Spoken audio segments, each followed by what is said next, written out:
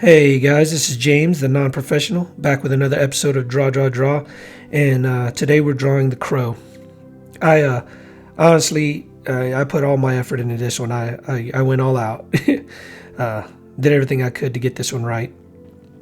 I was a grunge rock junkie in the '90s, and I still listen to a lot of it today. This film basically personified the culture of what rock was in the '90s. Grunge rock was the sound of my youth. I mean, Smashing Pumpkins, Live, and groups like that. They just it was just sort of bleak sort of outlook on life, and you're just sort of persisting, despite all the bleakness and trying to do your best. And like I said, this movie sort of personified that. For those who don't know the story, it was a character created by James O'Barr. And basically, when you die, the idea is that when you die tragically in life or unjustly in life, what the crow does, it's an actual crow, is it guides the dead back to the living, leads the souls of the dead back to their bodies in the living, in the real world, so that they can, rise from the dead and, right what was wronged. And that's what happens to the character here. His name is Eric Draven, and man, the scene where they die it was brutal and visceral and just awful to watch. It's basically they just raped this guy's fiance in front of him, and they beat her to death, and then they beat him up and throw him out a window. It was awful. But anyways, we are in pencils right now. I totally blew through because I really like this story a whole lot. But anyways, so keep those lines tight, and let's lay down some more definitive details here. One of the things that you can learn a lot from with regards to this art piece is, how to draw folds and creases and the flow of clothing on a person. Trust me, it is one of the most excruciating things to learn. I mean, it took me trial after trial after trial. It's actually looking at clothes and just figuring out how these things crease and how these things fold around the body and around the muscle structure. The most effective method that I found was to, when you're looking at the clothes, try to determine where the pinch point is going to be on the clothes. For example, in the right arm there, the pinch point is around the elbow. It's where the clothes actually sort of tuck in between the forearm and the bicep there. And that pinch point is where your lines begin. All your creases just sort of flare out from that little pinch point, and then they curve around whatever muscle that you're drawing on top of, and they sort of separate out that way. There's another pinch point on that same arm, right at the armpit, and you notice that the lines that are going out to the right and to the left form the shoulder muscle and also the pec, sort of.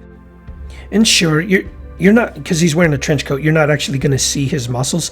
But if you look down at your own clothes, if you're wearing a shirt or a coat or whatever, you notice that the folds and the creases actually follow the contours of your form.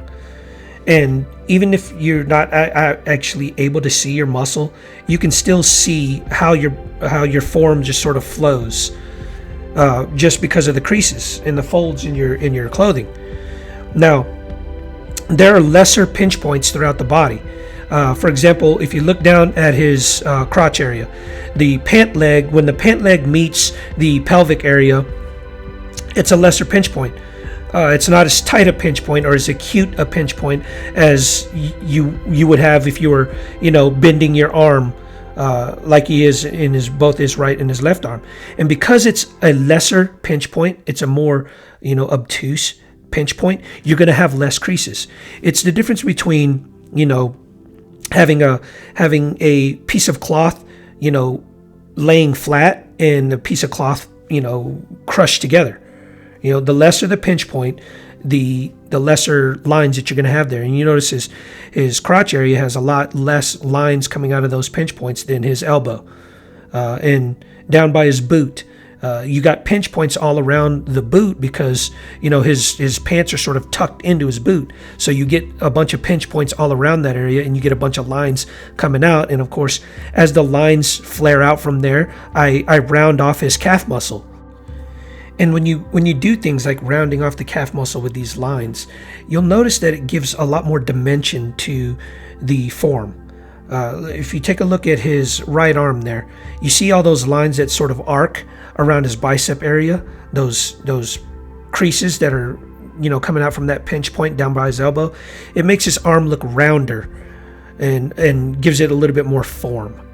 So there's a lot of advantages to, letting these lines just sort of follow the contours of your body. It makes your drawing a little bit more three-dimensional.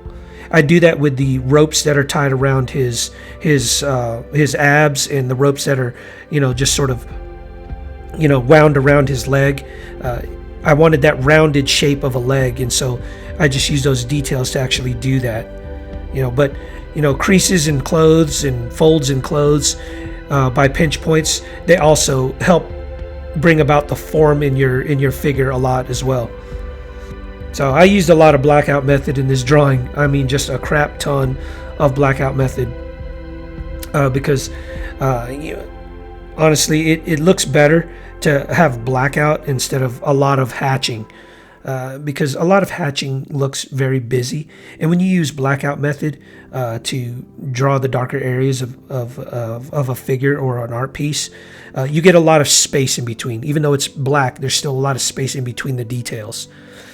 So blackout method is a great thing, dude. The masters of blackout are people like Todd McFarlane and Greg Capullo, and they could do entire panels in blackout and they look phenomenal.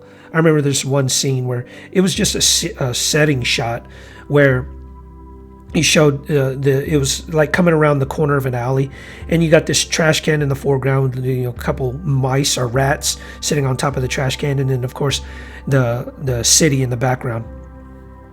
And half, if not all of the freaking thing was done in blackout, and it just looked phenomenal. But anyways, the Crow is man, he's just look at his face. It's just a creepily awesome looking face, Yeah, I guess that's the Joker appeal too. But oh man, when I was in college, I dressed up at a costume party as the Crow, and I just totally freaked the host out or whatever. She was like welcoming people into the gymnasium or whatever where they were having the party, and she was looking down at the table. When she looked up and saw me, she was like, "Oh, what the heck are you supposed to be?" Like she had never, like she don't know who the Crow is. She didn't know who the Crow is. I don't know, she's too young, didn't watch those kinds of movies. I don't know, but it was an awesome time, and it was an awesome costume. I dug it. I had a long black trench coat on and everything. So, all right, guys. I hope you enjoyed the video. Always remember your 3 P's: persistence, patience, perseverance. That's how you mature in any endeavor.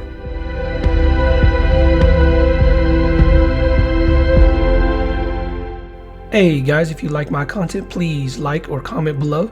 And if you want regular updates, please subscribe to my channel. Thanks for watching.